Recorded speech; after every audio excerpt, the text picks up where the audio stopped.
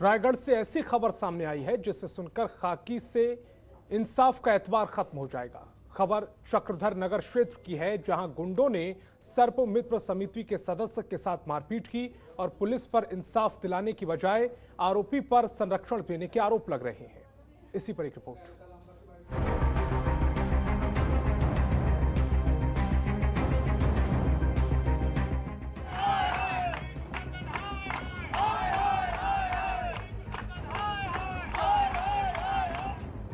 अच्छी खासी तादाद में युवा जहन में पुलिस प्रशासन के खिलाफ गुस्सा और एसपी मुर्दाबाद के नारे।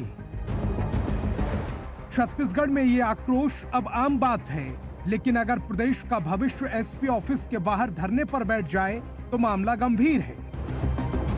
3 लड़के हैं जो शराब के लिए पैसे मांगते हुए गाली गलौज करते हुए वहां से घूम रहे थे और जिस जगह पे हम चाय पी रहे थे वहां पे वो लोग पहुंचे और हमारे साथ में गाली गलौज करना चालू किए, मारपीट करने की कोशिश किए। तो कुछ देर के लिए तो हम लोग समझ नहीं पाए कि ये हो क्या रहा है। अचानक पीछे से हमारे ऊपर हमला हुआ और मेरे सिर पे 5 टाके लगे हैं। मेरा बहुत ज़्यादा ब्लड बहा और मेरी एक उंगली जो है ये फ्रैक्चर हो गई है। जी हाँ, यही आरोप है सर्प मित्र रक्षक समिति के सदस्य विनितेश तिवारी के, जिनके साथ रायगढ़ में चक्रधर नगर क्षेत्र में मां विहार कॉलोनी पेट्रोल पंप के पास 30 नवंबर को मारपीट हुई। मारपीट करने वाले शराबी गुंडे बताए जा रहे हैं और पुलिस पर उन्हें संरक्षण देने के आरोप लग रहे हैं। तो ये जो प्रॉब्लम था इसको हम लोगों ने जाके चक्रधर थाने में FIR दर्ज करवाया, जिसमें कहीं से एक कॉल आ रहा था जिसमें ये बोला गया कि इनके ऊपर में नॉन अवेलेबल धारा ना लगाई जाए। तो ये बात मैं अपने सामने सुन रहा था, लेकिन मैं थोड़ा अनकॉन्शियस हो रहा था क्योंकि मेरे ब्लड बहुत ज़्यादा बह चुके थे और उसके बाद ही पहले मेरे को हॉस्पिटल नहीं ले जाया गया था, मेरे को पहले चक्रधर थाने ले जाया गया था। और अगले दिन सुबह जब मुझे तीनों लड़कों का लोकेशन, नाम और सारी जानकारी मिल गई, मैंने पुलिस वालों को कई बार बताया, उसके बावजूद भी उसको गिरफ्तार नहीं किया गया। ना ही वहाँ एक जगह पे बस छापेमारी की गई और वो लड़का बगल वाले ही घर पे जाके छुप गया। तो ये सारी बातों को जब जानकारी हुई और उसके बाद सुबह से जब मेरे ऊपर धमकी भरे कॉल आने लगे या किसी के जरिए मेरे को धमकाने की कोशिश की गई कि आप FIR अपना हटवा लो। खाकी वर्दी के पक्षपात पूर्ण रवैये से परेशान होकर जब पीड़ित इंसाफ की आस लिए एसपी ऑफिस पहुंचा तो पुलिस अधीक्षक अभिषेक मीणा के तेवर देख दंग रह गया।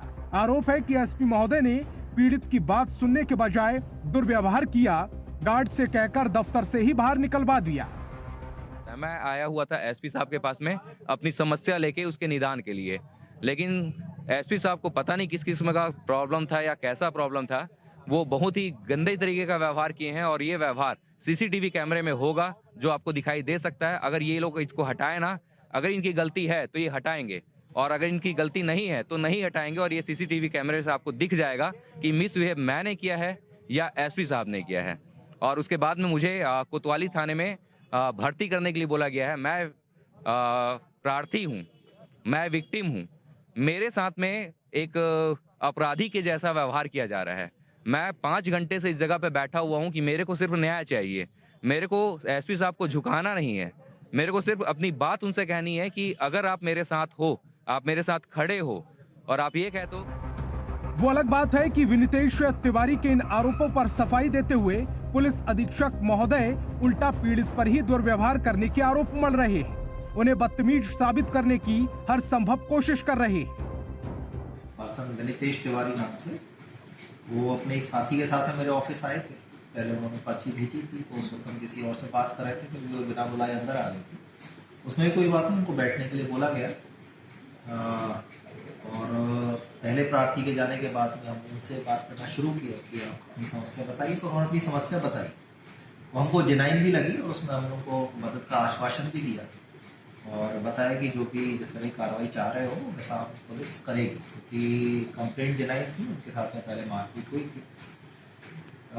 लेकिन उसके बाद में एकदम से पता नहीं क्या हुआ कि जब हम कुछ रिस्पॉन्स देने लगे तो वो थोड़ा सा बदतमीजी से बात करने। हमने बोला कि पहले हमको जवाब दे देते, उसके बाद में आप अपनी बात आराम से रख सकते हैं। तो उनके द्वारा कि नहीं, मैं किसी को नहीं बोलने दूंगा, मैं तो ऐसी ही नेचर का हूँ, मैं आपको समझाऊंगा कि क्यों मैं ऐसा करता हूँ।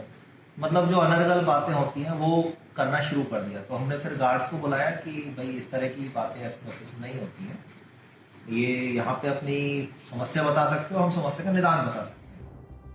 अजब बात है, पीड़ित को इंसाफ दिलाने के बजाय एसपी महोदय इन आरोपों के जरिए खुद को पाक साफ साबित करना चाहते हैं, जबकि सिर फटे और हाथ टूटे इस शख्स को आरोपी साबित करने की भरपूर कोशिश कर रहे हैं। ऐसे व्यवहार पर आम आवाम कैसे करेगी खाकी पर एतबार, कैसे जगेगी इंसाफ की आस, ये बड़ा सवाल है। ब्यूरो रिपोर्ट, जनतंत्र टीवी।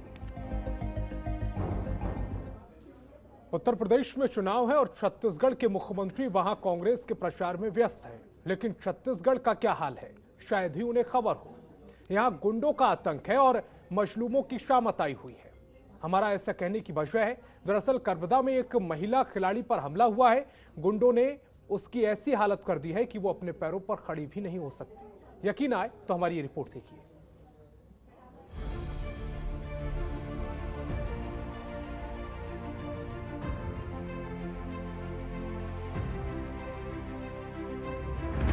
भूपेश राज्य में किस कदर बेखौफ है बदमाश, कितनी महफूज है महिलाएं, बच्चियां, उसकी गवाही दे रही हैं ये तस्वीरें। एक कुर्सी पर जख्म दिखाती डरी सहमी ये लड़की बेसबॉल सॉफ्टबॉल की प्लेयर है। नेशनल लेवल पर खेलकर प्रदेश का नाम रोशन कर चुकी है, लेकिन आज अपने पैरों पर खड़े होने की हालत में भी नहीं है। और इसकी हालत के जिम्मेदार हैं भूपेश बघेल की खाकी, जिसकी चौकसी कम हो रही है और गुंडों का आतंक बढ़ रहा है। ग्राउंड गई हूँ, सीधा डायरेक्ट ग्राउंड, फिर वहाँ पास क्या बोलते प्रयास स्पोर्ट विकास स्पोर्ट के पास रुकी हूँ। वहाँ पास 3 वर्दी वाले कपड़े पहने थे और वो डंडे को अजीब तरीक़ा से घुमा रहे थे। फिर मैं वहाँ पास 15-20 मिनट रुकी हूँ और देखी हूँ कि हम लोग कैसे कर रहे हैं करके। मैं बहुत डर गई थी क्योंकि एक बार नहीं 4-5 पेट मार खा चुकी हूँ मैं, ऐसा ही लड़का समझ कर।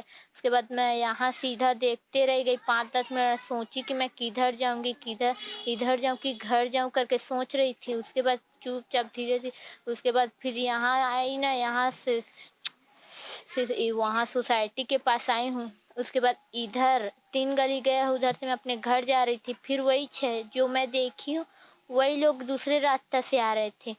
उसके बाद क्या बोलते मुझे भी लगा ये वही है कि कोई और है करके। उसके बाद मैं वहाँ पास खड़ा हो गई, वहाँ पास कोई नहीं थे, अकेले। मैं बहुत डर गई थी, बहुत और लग रहे थे मुझे। जी हाँ, यही हुआ भारती के साथ। रोज की तरह बुधवार को भारती कवर्धा के छीरपानी ग्राउंड जा रही थी और सड़क छाप गुंडों के बीच घिर गई। उसने रास्ता बदलकर खुद को गुंडों से बचाने की भरपूर कोशिश की, लेकिन बेलगाम गुंडों ने फिर भी उसे घेर लिया। लड़की होने की दुहाई देने के बावजूद उसे जमकर पीटा, उसकी ये हालत कर दी। वर्दी के टाइप में तो थे, मगर उसका अच्छे से पहचान नहीं पाए। मास्क पहने थे उन लोग, पर मैं अच्छे से नहीं पहचान पाई। फिर दूसरे लोग लड़ाई किए और मुझे बोले कि तू भी शामिल है करके। मैं बोली हूँ कि मैं ग्राउंड जा रही हूँ खेलने के लिए, वहाँ चिरपानी नगर है करके, बेसबॉल खेल, मैं लड़की हूँ करके बोली भी। फिर भी तू झूठ बोल रहा है करके ज़बरदस्ती मार दिए मुझे। मैं बोल भी रही थी, मुझे कितना रुला से बहुत डर गई थी। राइट पैर में मारी के पूरा बीचों बीच पे मारे हैं, अच्छे से भी नहीं चल पा रही हूँ, बहुत खुरा रही हूँ। अभी मेरा पेपर भी स्टार्ट हो रहा है, बाहर से भी आ रहा है खेलने के लिए। अब मैं प्रैक्टिस कैसे करूँगी ऐसे हाल में। डरी सहमी भारती ने परिवार वालों की मदद से कवर्धा पुलिस से मामले की शिकायत की है और एएसपी कवर्धा मनीषा ठाकुर ने उसे इंसाफ का भरोसा भी दिया है। थाने में आकर यह शिकायत की कि उसके साथ में कुछ लोगों ने मारपीट की और इस बात पर प्रार्थिया का मुलायजा करवाया गया है और प्रार्थिया से यह पूछने पर कि किस स्थान पर वह घटना हुई है, जिस स्थान को वह बताती है वहाँ पर उसके परिजनों के साथ उसे लेके गए थे, जिसमें पूरा स्टाफ वहाँ पर उपस्थित था। उसके साथ में जो उनके कोच आए थे वो और परिजन सभी वहाँ पे उपस्थित थे। बच्ची के बताए अनुसार उस स्पॉट को चेक किया गया। वहाँ पर एक बिल्डिंग में कैमरा लगा हुआ पाया गया था। कैमरे की रिकॉर्डिंग्स को हमने चेक किया है, उनके परिजनों के साथ में चेक किया और यह देखा कि बच्ची जिस स्थान को बता रही है वो वहाँ पर लगभग 4:45 बजे आती है और आने के बाद वहाँ से चली भी जाती है। इस दौरान ना किसी से उसकी बातचीत हुई है, ना किसी प्रकार की मारपीट की कोई घटना घटित हुई है। अब इस बात की जांच की जा रही है कि बच्ची ने ऐसा क्यों बताया है और अगर कोई घटना घटित हुई है तो निश्चित ही वो संवेदनशील है और जैसा बच्ची रिपोर्ट करती है उसके आधार पर उस पर कार्रवाई की जाएगी। लेकिन हमारा सवाल दूसरा है। हमारा सवाल है कि शिकायत के बाद भारती को बेशक इंसाफ मिल जाए, लेकिन प्रदेश की कानून व्यवस्था इस हाल में है ही क्यों, जहां किसी बेटी का घर से निकलना दुश्वार हो जाए? क्योंकि अगर सरेआम ऐसे पिटेंगी बेटियां तो कौन माँ बाप उन्हें घर के बाहर भेजेगा, ग्राउंड पर खेलने देगा? ब्यूरो रिपोर्ट, जनतंत्र टीवी। तो इस बुलेटिन में फिलहाल इतना ही। आप देखते रहिए जनतंत्र टीवी। खबरों के निष्पक्ष विश्लेषण के लिए सब्सक्राइब करें Janatantra TV and press the bell icon. Never miss any update.